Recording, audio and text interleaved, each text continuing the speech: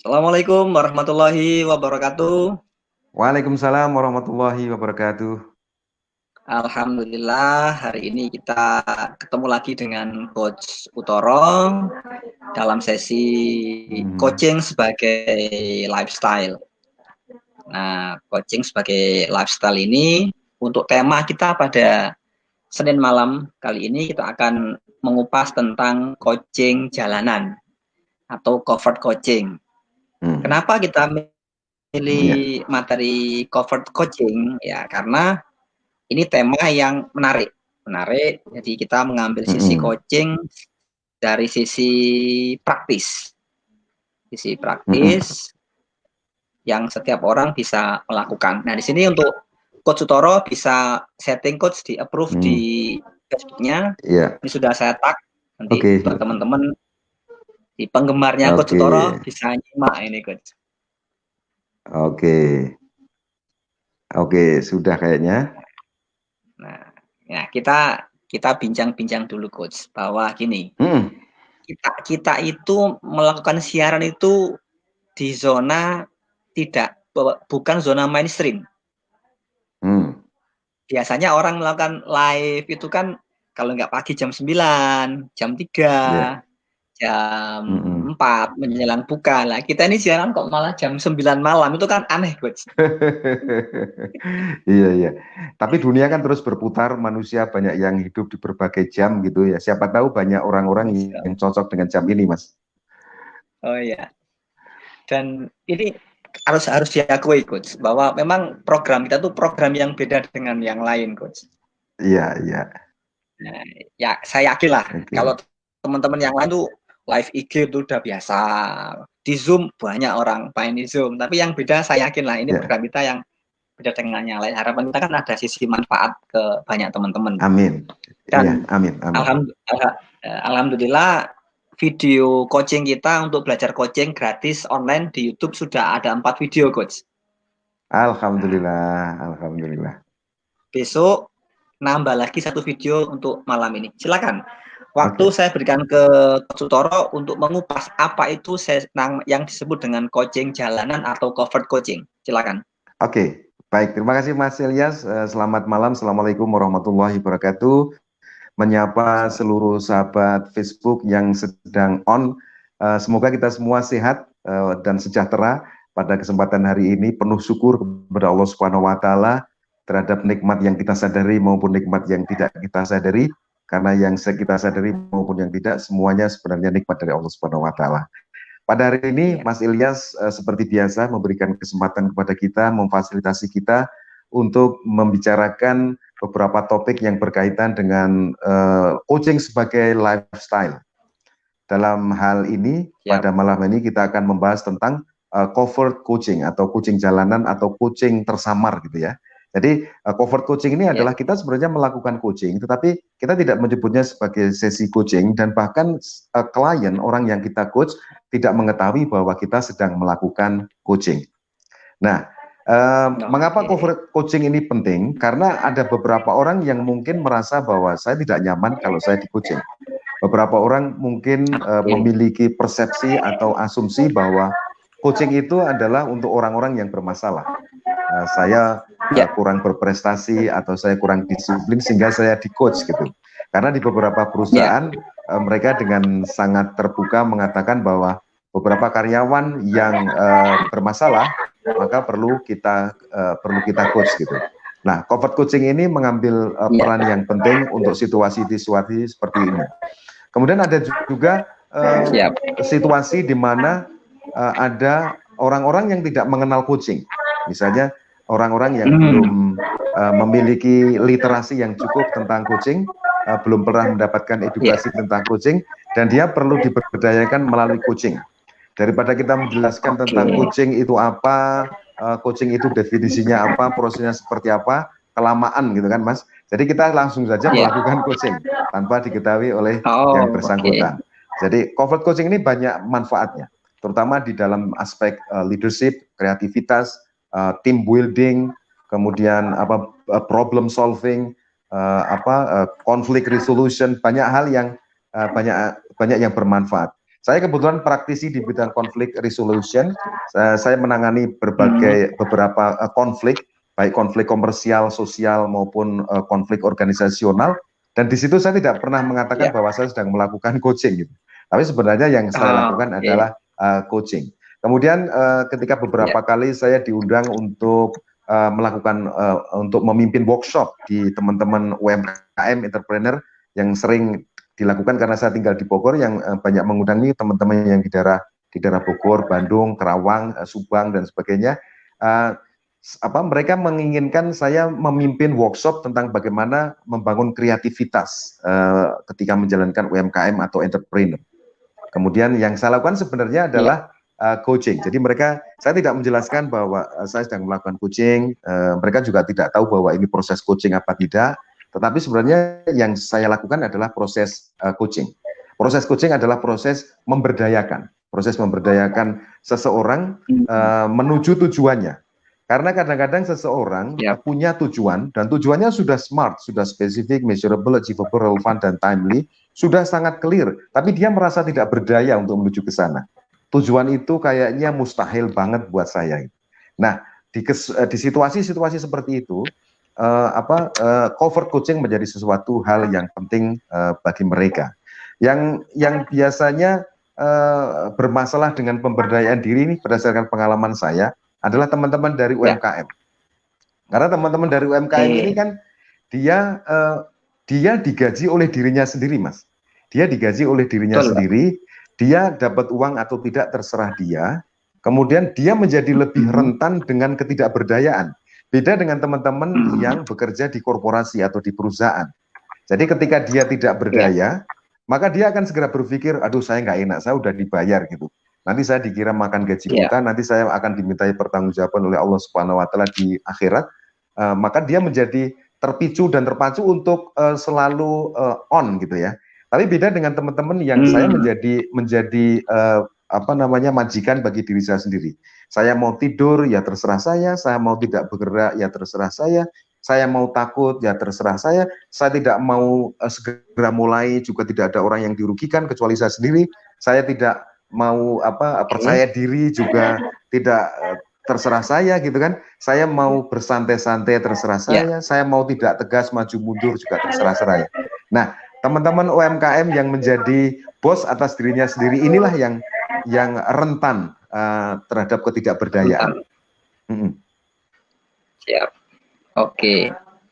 Nah, untuk teman UMKM yang rentan terhadap berbagai macam kondisi yang tidak berdaya, itu kalau dari Coach Sutoro, apakah ada sesi coach? Misalkan teman-teman membutuhkan jasa coaching dan Coach Sutoro, itu dari Coach Sutoro ada program ke sana? Ya, ada. Sampai saat ini saya masih ada program ke arah sana dengan beberapa teman-teman. Kemudian ada juga yang saya cuma bersilaturahmi, ngobrol-ngobrol lewat WA call atau video call gitu. Tapi saya tidak menyebutkan coaching karena kadang-kadang kan gini.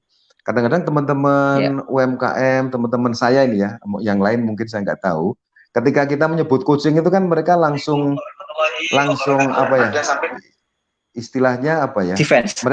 Mereka bukan defense tapi khawatir nanti ini bayarnya berapa dan sebagainya gitu. Jadi akhirnya mereka ada mental block. Mereka memiliki mental block yang mereka mungkin tidak disadari gitu. Nah, saya biasanya menyadari itu dan saya langsung ngobrol aja, kemudian saya minta mereka untuk cerita dong tentang usahanya sekarang, gimana perkembangannya dan sebagainya. Terus akhirnya kita ngobrol-ngobrol ya setengah jam gitu misalnya.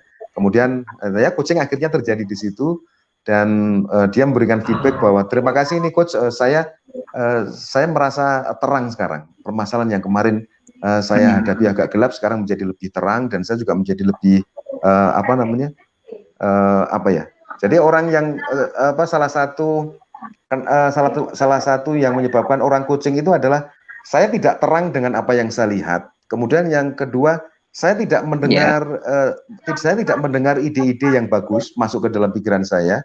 Kemudian badan saya seperti terikat gitu ya, tidak bisa bergerak atau susah bergerak. Nah, proses coaching membuat pikiran yang tadinya gelap menjadi terang, yang tadinya intuisi-intuisi, yang tadinya nggak terdengar kita menjadi lebih sensitif untuk mendengarnya, dan badan kita yang tadinya seperti terikat tidak bisa bergerak memulai sesuatu menjadi lebih ringan bergerak. Iya. Kira-kira begitu. Oke. Nah, itu sesuatu yang luar biasa itu, Coach. Jadi, oke. Nah, sekarang ketika kita masuk ke teman-teman UKM, Coach, kalau dari perkembangan dari apakah 45 hari sejak PSBB, terus menjelang Lebaran, ini kira-kira progres yang di-coach oleh Coach Utoro seperti apa ini, Coach? Oke, alhamdulillah para klien saya menunjukkan progres yang cukup luar biasa ya.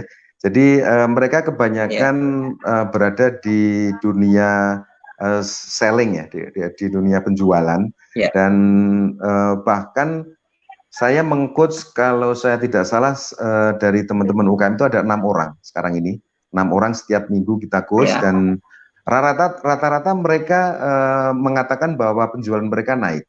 Jadi kriterianya kan ada dua ya. Jadi mereka punya 2 kriteria. Jadi yang pertama adalah omset. Jadi omset itu adalah laba ya, atau hasil penjualan. Kemudian yang kedua adalah aset. Jadi mereka menyebutnya aset atau network. Jadi ketika kita berjualan ini kan targetnya tidak mesti hanya jualan kita laku gitu kan. Jualan kita laku, tetapi juga network. Jadi kalau jualan Anda tidak laku nggak apa-apa, Anda punya network. Jadi kalau saya mengibaratkan Mas Ilyas, saya mengibaratkan bahwa network itu ibarat sawahnya, ya kan. Kemudian building network, menjaga network, kontak mereka, ngirimi mereka sesuatu yang bermanfaat, itu adalah building network, atau ibaratnya adalah menggarap sawahnya gitu ya, menggarap sawahnya. Kemudian ketika sawah itu sudah tergarap dan kemudian jadi, maka jualan kita laku. Jadi jualan laku itu adalah padinya. Jadi seolah-olah saya memetaforakan ya, atau menganalogikan bahwa ketika kita berjualan, yang paling penting adalah kita punya sawah. Karena kalau kita tidak punya sawah, maka kita tidak bisa mendapatkan padi gitu kan. Nah kemudian setelah kita punya sawah, maka sawah itu perlu kita bina, perlu kita kelola, perlu kita cangkulin dan sebagainya. Itu yang disebut dengan building and maintaining network kan.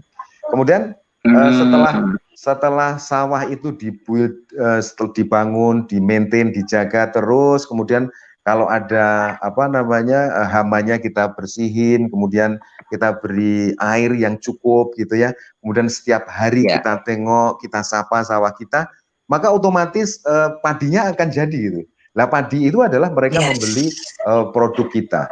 Jadi teman-teman, ketika kita menjual, maka sebenarnya KPI-nya ada 3. Apakah saya mau melebarkan sawah saya gitu ya. Jadi ketika saya melebarkan sawah saya, Anda belum dapat padi gitu. Kecuali Anda beli sawah yang sudah ada padinya. Tapi umumnya kita beli tanah kan belum ada padinya. Jadi pertama adalah Anda melebarkan sawah Anda. Kemudian yang kedua, ketika saya berjualan, niatnya adalah jangan berjualan saja, tetapi saya sedang membajak sawah saya sedang mengelola sawah saya sedang menyuburkan sawah saya. Nah kemudian ketika Anda sudah punya sawah, Anda selalu rajin menyuburkan sawah Anda, maka insya Allah padinya akan muncul dengan sendirinya. Mereka nanti akan kontak kita, beli dengan produk dan sebagainya. Nah, kekeliruan beberapa teman-teman nih Mas Ilyas, ketika kita berjualan, kita langsung ingin mendapatkan padi. Nah, ini sesuatu yang tidak make sense kan? Bagaimana saya bisa mendapatkan padi kalau saya tidak pernah mengelolanya, bahkan saya tidak pernah punya sawahnya gitu. Jadi seperti itu. Jadi contoh sawah yang dulu pernah saya sawah sebagai produk ya Coach ya. Sawah ini adalah network. Sawah ini adalah network. Oh network. Network. Jadi segmented customer kita gitu kalau bahasa kerennya. Jadi saya tidak mungkin menjual produk kepada sembarang orang gitu, kecuali barang komoditi, dan itu pun membelinya juga mereka tidak memberikan value kepada produk kita. Tetapi beda kalau kita membangun network kita dulu. Jadi saya pernah cerita dulu sama Mas Ilyas, kita tidak pernah mungkin bisa menjual piring kepada orang-orang yang tidak pernah memakai piring. Yes. Jadi kalau jualan kita adalah piring, kemudian kita jualan di masyarakat yang kalau makan pakai daun pisang, Daun maka piring kita pisang. nggak laku sampai kita membangun network dulu. Kita mengajari, kita memberikan Ya. contoh bahwa makan itu enak loh pakai piring karena kita tidak perlu repot memotong daun dan bisa dicuci. Kemudian pada saat hujan kita juga nggak perlu hujan-hujanan cari daun, sudah ada piring. Kemudian kita juga bisa lebih bersih tempatnya. Kemudian kalau makanannya panas juga bisa ditaruh di situ. Jadi banyak manfaat dari piring misalnya. Akhirnya beberapa orang mulai pakai piring. Nah ini yang disebut dengan sawah, Mas. Orang-orang yang pakai piring. Nah orang-orang yang pakai piring ini kan sekali waktu piringnya pecah gitu kan. Nah ketika pecah, maka dia kontak kita. Piringku pecah, saya mau beli gitu. Atau saya bosen dengan tipe piring saya yang lama. Saya pengen tipe yang baru. Atau piring saya yang lama udah mulai tergores-gores, sudah mulai nggak nyaman dilihat. Saya pengen beli yang baru. Nah, pembelian penjualan piring ini kemungkinan besar hanya terjadi di orang-orang yang biasa pakai piring atau sawah tadi. Nah, kita ketika berjualan ada tiga kegiatan nih Mas. Pertama adalah membangun sawahnya, kemudian yang kedua mengelola sawahnya, kemudian yang ketiga memanen hasilnya atau memanen padinya gitu. Oke. Nah, sekarang ini Coach. Ya. Kaitannya coaching sebagai lifestyle. Coaching sebagai lifestyle.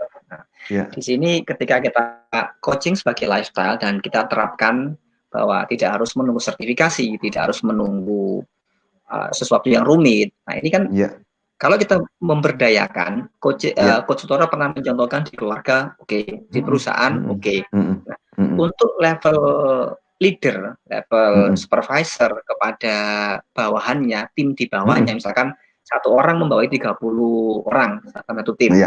Nah, itu kalau istilah coaching jalanan di perusahaan itu kan yang penting apa Coach? Yang penting hasil tercapai atau seperti apa Coach Sutoro? Ya, sama. Kalau di perusahaan ini kan juga sama. Saya juga membangun network gitu kan, network atau membangun sawah. Sawah itu adalah tim saya yang percaya dengan visi-visi saya dan sesuai dengan syarat-syarat menjadi tim saya. Ketika saya menjadi seorang leader kan paling tidak saya akan mengatakan 3 hal kan. Yang pertama adalah saya punya visi. Kemudian yang kedua, saya punya misi, saya punya cara untuk menujunya. Kemudian yang ketiga, saya punya syarat gitu.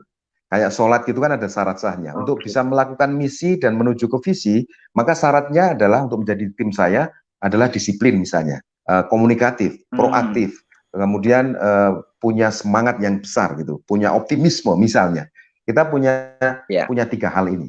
Nah, peran coaching di dunia leadership adalah melakukan ketiga-tiganya ini minimal, Mas. Dan dengan mindset bahwa masing-masing tim kita ini adalah orang-orang yang berdaya. Jadi mindset yang perlu dikembangkan oleh seorang leader adalah meyakini bahwa seluruh tim yang ada di bawah saya ini mereka semua berdaya. Cuman sumber daya mereka ini belum unleash gitu, belum terbuka atau belum terkonek gitu, sehingga belum bisa kita manfaatkan. Kayak misalnya baterai ya. Baterai ini ketika belum kita connect dengan kabel, maka dia tidak bisa menghasilkan manfaat gitu kan.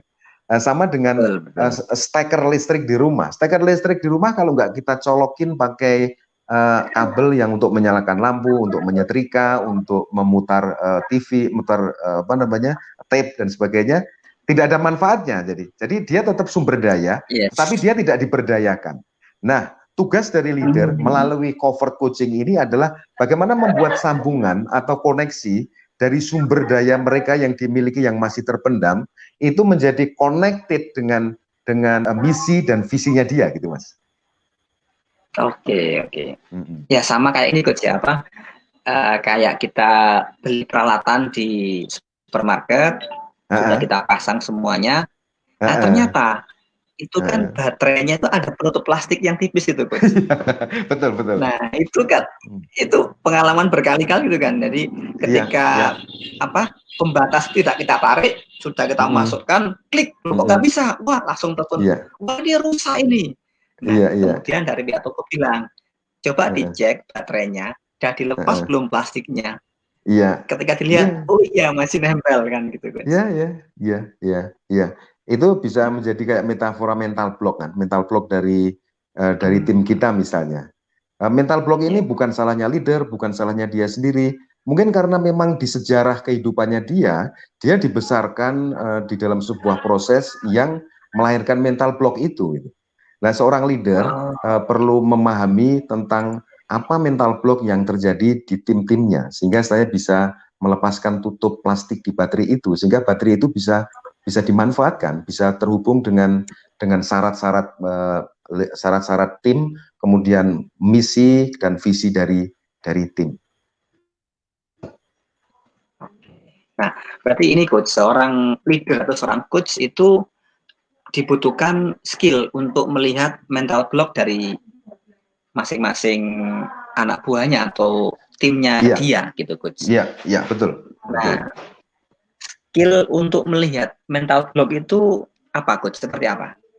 Ya, sebenarnya skill untuk melihat mental block itu lebih ke arah apa ya, soft skill ya. Bagaimana kita sebenarnya skillnya lebih ke arah karakter sih, Mas. Jadi ada karakter, ada kompetensi. Nah, karakternya ini adalah jadi pertama saya menghargai tim saya meyakini bahwa mereka adalah punya sumber daya. Mereka punya sumber daya yang diperlukan oleh tim. Itu keyakinan itu. Yang pertama adalah keyakinan. Kemudian yang kedua adalah saya menghargai behavior mereka, apapun behavior mereka saat ini, karena behavior itulah yang akan menjadi apa istilahnya ya, akan menjadi penolong saya untuk mengetahui apa sebenarnya yang terjadi di dalam pikirannya atau mental block itu. Jadi kalau saya ketemu dengan seorang tim yang tidak disiplin, oke, maka saya akan menghargai ketidakdisiplinannya itu. Karena dengan saya menghargai ketidakdisiplinannya itu dan kemudian berbicara atau berkomunikasi dengan dia, ngobrol dengan dia tentang ketidakdisiplinannya itu, dengan tidak ada prasangka atau praduga apapun, kita hanya bertanya tentang ketidakdisiplinannya, maka kita akan memiliki akses untuk masuk ke dalam pikiran dan perasaannya dia, di mana mental block berada. Jadi ketika kita ketemu dengan seseorang yang tidak disiplin, Mas, kita bisa bertanya, Mas, saya mau tanya nih, selama ini kan Anda tidak disiplin, ini data-datanya seperti ini, saya bisa memahami kenapa Anda tidak disiplin. Saya punya keyakinan bahwa Anda tidak disiplin pasti punya sebab. Boleh nggak cerita kenapa apa yang menyebabkan tidak disiplin? Gitu. Apa yang menyebabkan? Jadi pertanyaan kita bukan mengapa Anda tidak disiplin, tapi apa yang menyebabkan Anda tidak disiplin. Jadi seolah-olah penyebabnya bukan dirinya, bahwa kalau di NLP kan ada, tapi ada sesuatu yang lain. Kalau di NLP kan ada the person is not the behavior kan. Jadi kalau saya tidak disiplin bukan berarti saya ini orang yang tidak disiplin gitu. Jadi kalau saya tidak disiplin maka tidak berarti bahwa saya adalah orang yang tidak disiplin. Nah, beberapa leader, beberapa kita kadang-kadang terjebak di situ, melihat anak buahnya tidak disiplin sekali langsung dia itu memang orang yang nggak disiplin. Nah itu kita melabeli dia dengan orang yang itu mengganggu proses kita untuk bisa menembus ke dalam pikirannya. Kenapa tidak disiplin yang behavior itu bisa terjadi? Nah kalau kita menanyakannya dengan penasaran dan dengan berprasangka positif bahwa ini tidak disiplin ini pasti dari faktor eksternal ini, dari faktor eksternal dia, bukan dari dia. Maka kita akan bisa mendapatkan secara objektif apa yang menyebabkan dia tidak disiplin. Bisa saja dia tidak disiplin itu karena dia sedang menunggu keluarganya yang sakit. Dia tidak tidur selama semalaman di rumah sakit, kemudian akhirnya dia ketiduran pagi-pagi setelah sholat subuh, dan akhirnya dia telat ke kantor gitu. Jadi masalahnya bukan dia sebenarnya orang yang disiplin, tapi karena malamnya dia menunggu di rumah sakit keluarganya yang sakit, sehingga dia akhirnya menjadi telat masuk kerja. Bayangkan kalau saya sebagai karyawan itu, saya sedang bersedih hati, keluarga saya ada yang sakit, sakitnya parah, dan saya menunggu di rumah sakit semalaman kemudian begitu sampai kantor, saya kondisinya masih kurang tidur, dan sudah diberi prasangka-prasangka negatif oleh bos saya. Kira-kira apa yang saya rasakan, Mas? Ya, Saya mungkin kesel sama bos saya kan? sudah. Saya kesel Iya, dengan bos saya menjadi malas bekerja, kemudian saya menjadi punya label juga bos saya ini bos yang tidak memahami anak buahnya. Kemudian ketika saya sudah bos punya yang punya mm, frame bos yang tidak memahami anak buahnya, terus kemudian pertanyaan yang muncul dalam pikirannya adalah ngapain saya harus berbakti kepada dia, ngapain saya harus mendukung visi visinya, gitu kan? Nah ini kerugian yang besar gitu, mm, kerugian yang besar yang dialami oleh seorang bos hanya gara-gara dia tidak mampu melakukan comfort coaching seperti ini, Mas. comfort coaching. Yes, oke. Hmm.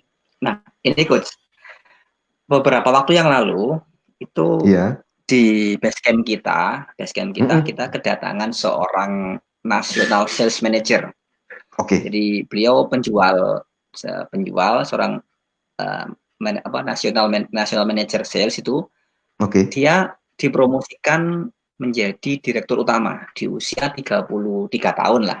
Wow. Oke. Nah, yang menjadi masalah, yang menjadi Mm-mm. beban bagi ibu itu, Mm-mm. calon bu direktur itu adalah Mm-mm. posisi direktur yang digantikan adalah orang yang dulu mempromosikan dia menjadi seorang national sales manager gitu, coach. Ya, ya. Sedangkan direktur yang lama itu dianggap oleh komisaris melakukan banyak hal yang tidak efektif sehingga dipecat dengan tidak Mm. hormat gitu loh coach. Mm. Mm. Nah, ketika dipecat tidak hormat Mm. ini kan galau coach. Dia Oke. merasa hutang budi dengan orang yang mengangkat dia, sementara dia juga harus memposisikan sebagai seorang calon direktur yang baru gitu coach. Iya. Nah, di antara salah satu hal yang saya tanyakan itu dia bertanya, Mas Ilyas, gimana ya Mas ya? Apa umurku ini enggak terlalu muda ya? Di 33 tahun kok jadi direktur utama. Ya saya Mm. iseng aja bilang gini, Bu, ini Mm. Bu, masalahnya bukan Ibu mampu atau tidak, Ibu mau atau tidak itu. Kalau Ibu mau, Ibu akan menemukan jawabannya. Oh iya ya. Mm. Nah, itu ketemu. Mm. Nah, Mm. kira-kira kalau dalam street coaching atau coaching jalanan itu Mm. apa coach nasihat terbaik untuk seseorang yang mengalami dilema itu coach, hutang Mm. budi dan sementara dia harus berbakti ke perusahaan yang mengangkat dia di level sebagai seorang direktur coach. Mm. Oke, ini kalau kita ngomong, nah ini kan mental block sebenarnya kan, kita bisa bicara tentang mental Ya, block. Mental blocknya ini dalam bentuk belief ya, ya. beliefnya belief negatif gitu. Jadi belief negatifnya tadi yang saya dengar adalah satu, dia mungkin tidak menyadari bahwa dia punya belief itu, tapi dari statement yang tadi diceritakan Mas Ilyas, kita bisa mengambil beberapa kesimpulan. Pertama, belief negatifnya adalah untuk menjadi direktur itu harus sudah tua. Oke. Okay. Ya, yang Baik. pertama. Kemudian yang kedua, untuk menjadi direktur itu Untuk menjadi direktur itu saya tidak boleh punya hutang budi. Gitu. Kemudian yang ketiga, untuk menjadi direktur itu saya perlu membuat hati orang lain senang.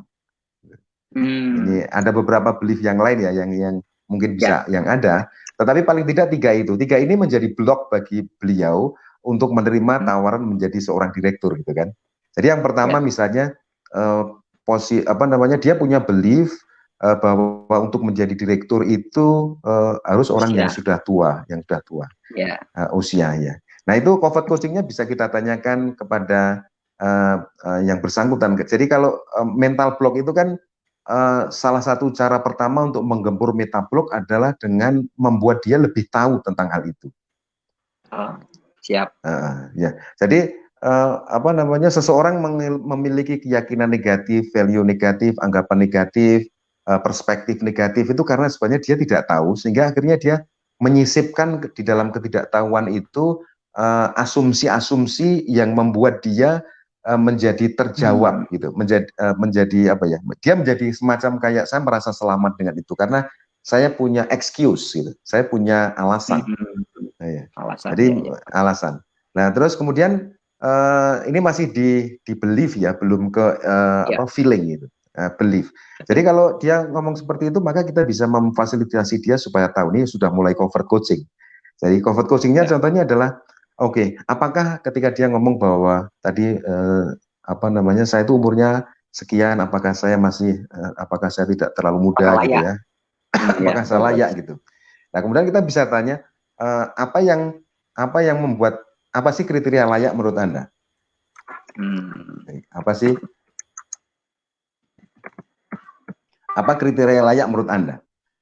Nah, dia nanti akan mulai berpikir itu. Nah, Ya.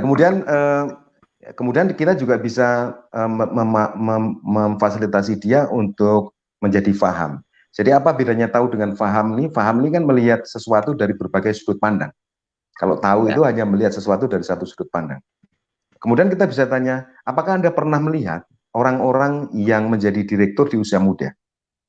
Atau Hmm. apakah Anda pernah membaca ada direktur yang di usia muda? Kemudian kalau dia misalnya tidak punya data tentang itu, kita bisa ngomong, tahukah Anda Hmm. bahwa apa namanya, misalnya Pak Erick Thohir, Pak Erick Thohir itu bukan Ya. hanya direktur utama, di usia 30 sekian tahun dia sudah menjadi owner dari sebuah bisnis yang besar gitu misalnya. Atau Hmm. apa namanya, siapa, Nadiem Nadiem Makarim Makarim. misalnya. Nadiem Makarim dia memiliki sebuah kerajaan bisnis yang besar di usia berapa? Apakah Anda tahu tentang hal Hmm. itu? Nah, ini Oke. kita sudah mulai menggerus tentang keyakinannya dia, keyakinan Ya, ya. negatifnya dia. Nah, kemudian kita bisa teruskan dengan pertanyaan berikutnya seperti, apa yang lain yang Anda pahami tentang posisi direktur ini? Bagaimana hubungannya Hmm. direktur dengan usia? Apakah ada hubungan langsung antara direktur dengan usia? Apakah hubungannya dengan kompetensi? Apakah hubungannya Hmm. dengan apa namanya, knowledge? Apakah hubungannya dengan karakter? Gitu. Apakah orang yang tua pasti Oke. bisa jadi direktur? Apakah orang yang muda tidak bisa jadi direktur? So menurut Anda apa Wow. faktor-faktor yang menentukan Anda layak menjadi direktur? Jadi kita mengajak Yes. dia untuk memfasilitasi dia untuk berpikir lebih jernih lagi gitu. Kemudian setelah cukup lama dia sudah mulai melihat sesuatu dari berbagai sudut pandang, maka saatnya kita bertanya, apa yang Anda simpulkan sekarang? Jadi Hmm. kita tidak Yes. memberikan intervensi apapun. Jadi setelah kita ngomong cukup panjang tentang apa yang Anda tahu dan pahami tentang hubungan antara direktur dengan usia misalnya, apa yang Anda simpulkan Hmm. sekarang? Nah, kemudian apapun yang Anda Oke. simpulkan, kemudian keputusannya apa? Dan seterusnya. Jadi kita bisa memfasilitasi dia untuk melihat sesuatu dari beberapa sudut pandang sehingga mental block-nya bisa hilang, atau kita mengimbangi mental block itu dengan apa, belief lain yang lebih positif itu. Hmm. Oke. Ya. Jadi dengan bermodal sharing, diskusi, kan kita mengatakannya kita sharing, kita diskusi gitu coach ya. Tidak, Iya, kita tidak sharing. menyebut ini saya sudah melakukan coaching kepada Anda gitu ya. Enggak perlu, enggak perlu. Karena tadi ya, oh, memang ada orang-orang itu yang merasa nggak nyaman atau takut Iya, iya, dicas nanti suruh bayar iya, berapa gitu coach ya. iya, iya. Dan coaching ini sendiri kan lebih sebenarnya, eh, kalau saya sendiri sebenarnya saya berniat untuk membantu seseorang untuk lebih berdaya gitu kan, memfasilitasi seseorang untuk lebih berdaya. Kemudian saya juga menyadari bahwa setiap kehidupan saya ini adalah latihan coaching kan. Jadi saya mempraktekannya di sembarang Oke. tempat gitu. Jadi daripada saya berlatih apa namanya sekian jam per hari gitu kan, berat kan akhirnya. Tapi oke, saya memang seorang coach, saya melabeli diri saya sebagai seorang coach, identitas saya sebagai coach, berarti anytime di kehidupan saya adalah coaching gitu kan, coaching pada diri saya sendiri, coaching pada orang lain gitu. Itu akan lebih memudahkan saya apa namanya berintegrasi di kehidupan ini.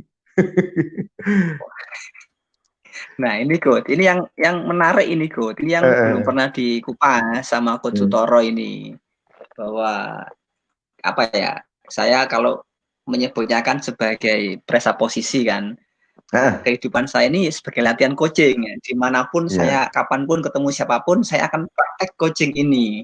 iya, Nah, iya. sebetulnya nih rahasia setelah 4 kali tatap muka baru muncul sekarang ini coach. Nah, terus selain presupposisi ini, kehidupan saya ini sebagai latihan coaching, Mbak, ketemu setiap orang, ini adalah jam terbang saya untuk melakukan coaching, mau formal, tidak formal, yes, ini coaching. Termasuk ini, Coach. Coaching jalanan yang tidak kita sadari ketika kita praktekkan di sosial media. Gimana, Coach? Iya, iya. Jadi mirip-mirip kayak gitu juga, Mas.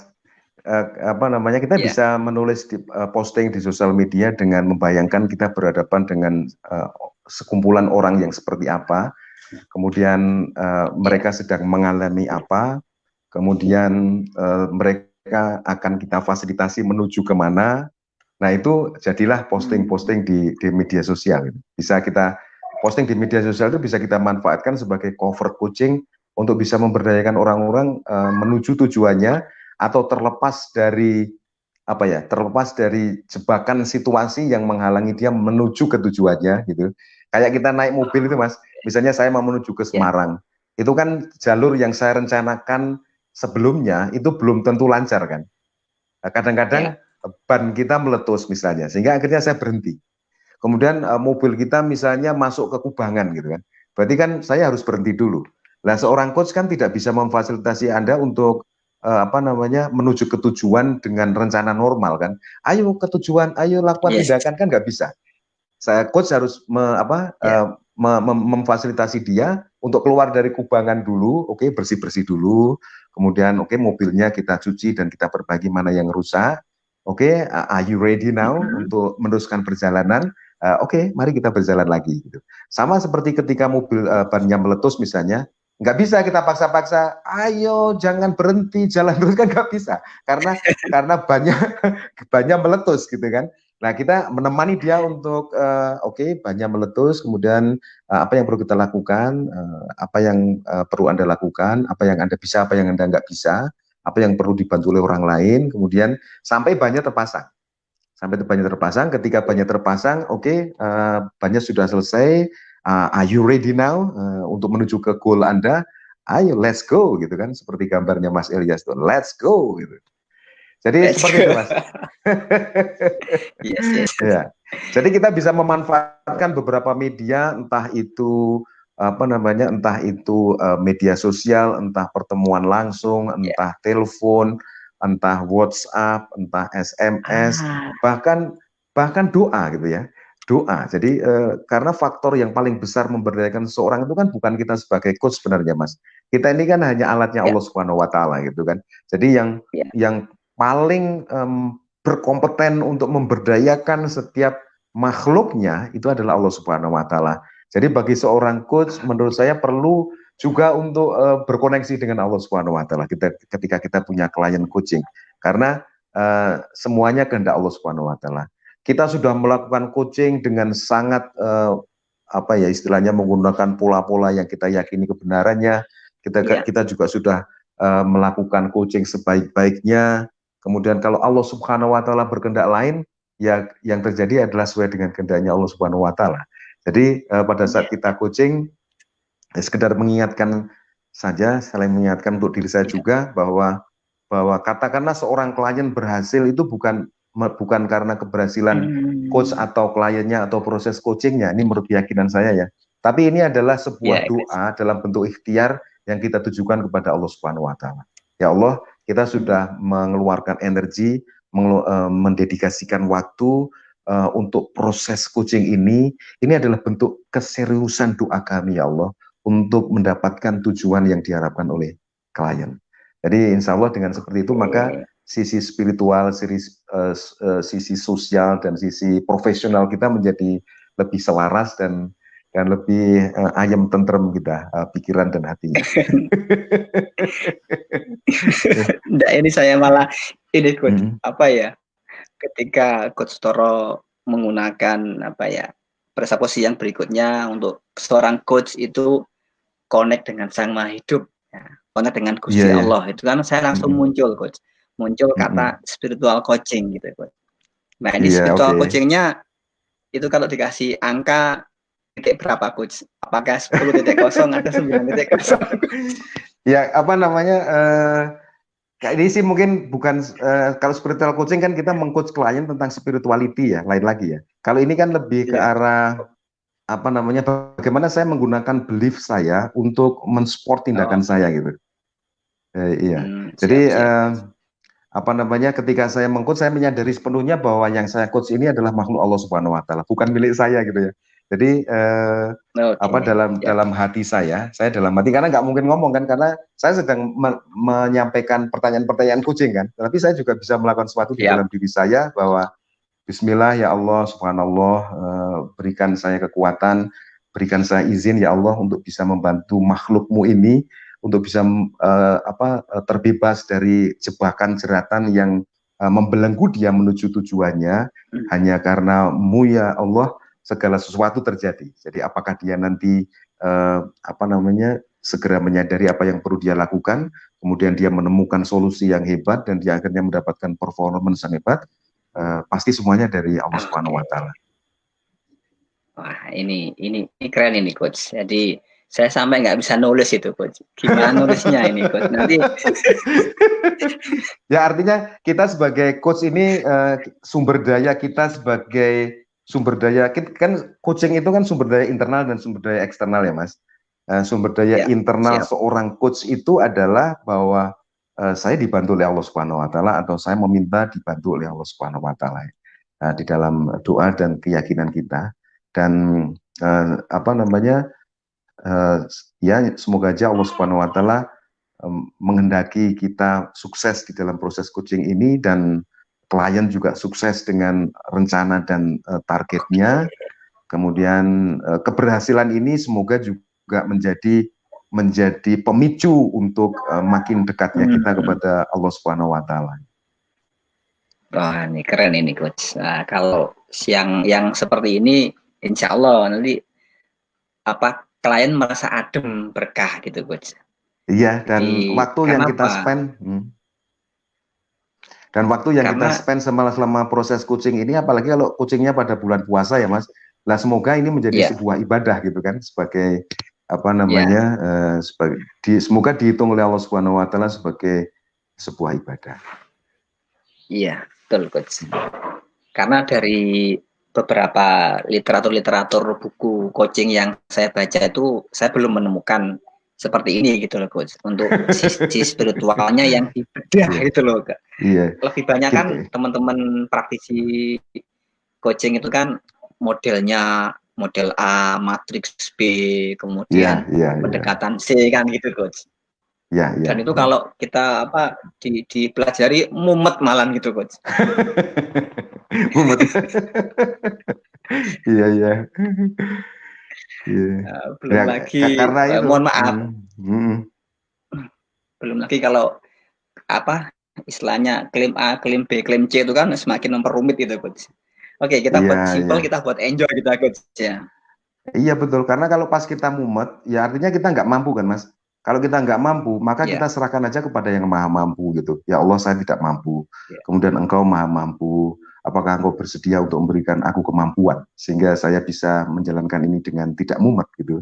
Jadi siapa lagi kita mau, Oke. kalau sudah mumet itu mau siapa lagi? Mau kita minum obat sakit kepala ya paling 5 menit 10 menit, tapi masalah nggak selesai juga kan. Kita nggak paham juga. Ya, yes.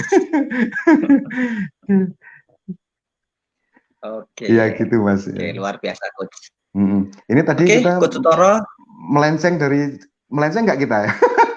Enggak ya, masih on the track ya. Enggak, ini on Oke, the track coach. Jadi memang sangat-sangat penting kita sudah oke. belajar bagaimana street smart coaching, jadi coaching yang smart versi jalanan, tidak harus formal, tidak harus Iya, menggunakan pendekatan macam. Yang penting klien berdaya menuju outcome yang diinginkan, kan gitu coach. yes, yes, yes. Kita Nah, yakin bahwa klien mungkin berdaya untuk menuju ke outcome. oke. Nah, sekarang kita di menit terakhir coach Utoro. Oh, ini udah Nah, menit-menit terakhir ya, nggak di kerasa ya Mas ya? ya di menit terakhir ini kalau mau nambahi atau sesuatu yang jadi summary atau motivasi buat teman-teman praktisi di lapangan, gimana? Silakan coach. Ya, terima kasih Mas Iryas dan teman-teman semua yang menyaksikan tayangan ini baik secara live maupun di rekamannya. Eh, Iya. Comfort coaching, saya senang sekali dengan topik comfort coaching pada malam hari ini, karena ini sangat terhubung secara penuh dengan judul besarnya, yaitu menjadikan coaching sebagai lifestyle, atau coaching menjadikan gaya hidup kita. Jadi gaya hidup kita adalah coaching. Kalau saya ditanya misalnya gaya hidup Anda seperti apa, gaya hidup saya adalah gaya hidup coaching. Dan karena coaching tidak mungkin dilakukan hanya di ruangan coaching, gitu kan. Kalau kita membatasi bahwa coaching hanya terjadi di ruangan coaching atau di meja coaching atau di sesi coaching, maka kita menjadi kesulitan untuk menjadikan coaching itu sebagai lifestyle. Nah, coaching ini menjadi sesuatu yang kita gunakan dalam kehidupan sehari-hari, baik untuk kita sendiri maupun kita orang lain. Saya bangun pagi menggunakan cara coaching, gitu kan. Kenapa cara coaching? Karena coaching ini kan menjadikan diri kita lebih baik daripada hari kemarin. Apakah bangun pagi saya lebih baik daripada hari kemarin? Kemudian ketika saya mandi, saya juga coaching. Apakah ketika mandi saya lebih baik daripada kemarin? Apakah saya mandinya hanya mandi fisik, ataukah mandi saya mandi yang penuh makna, mandi yang penuh kesyukuran? Ya Allah, terima kasih hari ini telah Engkau beri aku air, kesejukan, kebersihan. Semoga kebersihannya tidak hanya kebersihan lahir, tapi juga kebersihan batinku, ya Allah. Apakah dalam setiap aspek kehidupan kita menggunakan coaching? Nah, kemudian setelah kita menggunakan coaching untuk kehidupan sehari-hari sebagai lifestyle, kita bisa mulai menyetrumkan kepada orang lain. Ketika ada teman-teman yang mungkin lagi gundah gulana, lagi mumet, lagi bingung, kita bisa bertanya, sebenarnya opo toh yang kamu bingungkan misalnya. Kemudian mari kita coba ngobrol-ngobrol, apa sih yang kamu belum tahu dari itu sehingga kamu bingung? Karena biasanya orang yang bingung itu adalah orang yang belum tahu. Apa saja yang kamu belum tahu tentang hal ini? Kemudian kepada siapa kamu perlu mencari tahu, dan apa saja buku yang perlu kamu baca, apa yang perlu kamu browsing di internet supaya kamu lebih tahu. Apa yang perlu kita diskusikan saat ini supaya kamu menjadi lebih tahu. Karena orang yang lebih tahu menjadi lebih tidak beremosi negatif. Jadi 12 perasaan negatif dasar yang dimiliki oleh manusia itu bisa hilang, bisa digempur dengan sangat mudah dengan pengetahuan yang kita tahu gitu. Banyak kita takut pada sesuatu karena kita tidak tahu. Ada orang yang takut dengan ular karena kita tidak tahu bahwa ular itu seperti apa. Kalau kita membayangkan ular itu adalah sahabat gitu ya, kita kenalan seperti layaknya sahabat. Kemudian kita WA-an sama ular misalnya. Kemudian suatu saat kita ketemuan. Kemudian kita ngobrol bareng, kita ngopi bareng sama ular. Kita saling sharing tentang kehidupan kita dengan kehidupan ular. Mungkin kita tidak akan takut lagi sama ular. Karena saya sudah akrab, sudah tahu dengan ular. Ini hanya analogi. Kalau kita mau seperti itu, kita harus tahu bahasa ular, Mas. Nah, ketika kita mengaplikasikan coaching untuk kehidupan sehari-hari, untuk diri kita, menjadi lifestyle kita, maka insya Allah kita akan menjadi pribadi-pribadi yang lebih baik, yang hari ini lebih baik daripada hari kemarin, hari esok lebih baik daripada hari ini. Dan ketika kita secara istiqomah mampu mewujudkan itu, maka kita bisa mulai menyetrum ke lingkungan-lingkungan di sekitar kita, keluarga kita, tetangga kita, teman-teman kerja kita, network kita. Kita bisa sharing bahwa ketika kita berpikir positif, maka hati kita tenang. Ketika saya mengalami perasaan negatif, maka akan saya selalu langsung berpikir, saya akan mencari tahu apa. Nah, kita bisa men-share pengalaman-pengalaman itu, kita bisa ngobrol-ngobrol dengan teman-teman kita dengan menggunakan pendekatan-pendekatan coaching. Siapa tahu Allah Subhanahu wa taala memberikan izin, memberikan kehendak, kita semua berada di jalan yang lapang, yang terang, menuju kebenaran, menuju ke ridho Allah Subhanahu wa taala. Itu Mas mungkin. Yes. Keren, Coach Sutoro. Nah, ini kasih, Pak Muhammad Khotib ini selalu munculnya terakhir-terakhir. Munculnya selalu terakhir loh, Coach. Tidak pernah muncul di awal, selalu terakhir munculnya. Oke. Terima kasih Pak Khotib. Terima kasih sudah mampir Pak Khotib. Semoga sehat selalu, selamat menjalankan ibadah puasa di Malaysia kayaknya ya Pak Khotib. Iya, siap Coach. Nah, ini Coach Sutoro, terima kasih sharingnya luar biasa. Terima kasih Mas Ilyas. Alhamdulillah, mohon maaf kalau ada yang kurang berkenan. Ya. Banyak yang nyantol ini Pak Coach, termasuk mandi coaching ini kan istilah baru. Mandi coaching ya. Iya. Karena kalau di neurosemantik itu Mas, kita kan ada dua jenis aktivitas Mas. Aktivitas yang primer sama dengan aktivitas yang sekunder kan. Kayak kemarin ada pertanyaan primer, ada pertanyaan sekunder. Kayak mandi misalnya, Kalau mandi primer itu ya kita Ya, cuma mandi biasa, sabunan, anduan, selesai, bersih gitu kan. Tapi kalau mandi ya, sekunder, artinya kita mandi meta. Ketika kita mandi, kita wudhu dulu, bersyukur kepada Allah. Banyak tempat yang tidak ada air gitu kan. Banyak tempat yang yes. banyak orang yang tidak bisa mandi karena sakit gitu. Nah, kita bisa mandi, alhamdulillah bisa bersih, dan kita sambil berdoa semoga ya Allah yang dibersihkan tidak hanya fisik saya, tapi mungkin pikiran saya, belief saya. Bersihkanlah segala mental block yang ada di dalam diri saya, bersihkanlah segala keyakinan-keyakinan negatif yang ada di dalam pikiran saya. Nah, insya Allah semoga benar-benar bersih sekalian gitu kan. Nah, ini disebut dengan mandi mandi meta gitu kan. Mandi meta. Oke. Terima kasih Coach Toro, luar Sama-sama biasa Mas Ilyas. inspirasinya pada Alhamdulillah semoga bermanfaat. kesempatan kali ini. Amin. Ya, nanti buat teman-teman bisa mereplay rekaman kita di YouTube channel, di ketik Ya, aja coaching sebagai lifestyle. Nanti ketemu dengan video-video kita, Coach. Oke, dan teman-teman yang tidak berkesempatan melihat live streaming ini dan melihat video di YouTube, teman-teman juga masih tetap bisa bertanya ya Mas lewat komen di YouTube ya. Ya, Sambil di YouTube. teman-teman subscribe dan like di channelnya Mas Ilyas supaya nanti kalau ada video baru bisa langsung ketahuan. Tidak perlu nanya-nanya ke Mas Ilyas. Mas Ilyas sudah ada video baru atau belum gitu ya. Ini kan sekarang serba otomatis ya. Jadi silahkan jangan lupa nanti kalau sudah menemukan videonya bisa subscribe dan like dan komen juga boleh. Jadi ada pertanyaan-pertanyaan yang mungkin belum sempat muncul di saat ini, nanti bisa ditulis di komen di YouTube-nya Mas Ilyas. Siap. Terima kasih Coach. Kita akhiri dengan bacaan hamdalah. Alhamdulillahirobbilalamin. Assalamualaikum warahmatullahi wabarakatuh. Waalaikumsalam warahmatullahi wabarakatuh.